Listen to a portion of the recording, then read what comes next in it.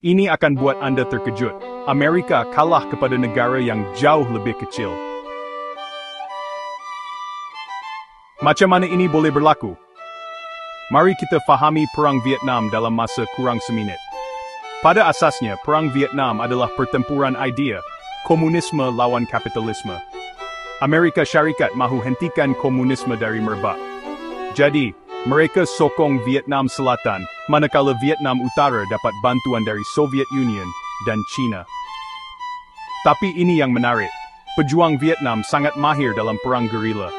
Mereka guna perangkap hutan, terowong bawah tanah, dan taktik bijak. Ia bukan pasal kuasa tembakan, ia pasal kenal bumi dan tak pernah mengalah. Di Amerika, sokongan rakyat jatuh merudum. Orang ramai tengok kengerian perang di TV dan bantah di jalanan. Menjelang tahun 1975, Amerika berundur. Vietnam bersatu di bawah komunisme, satu tamparan hebat bagi kuasa besar. Perang Vietnam buktikan kadang-kadang, semangat lebih penting dari kelengkapan perang.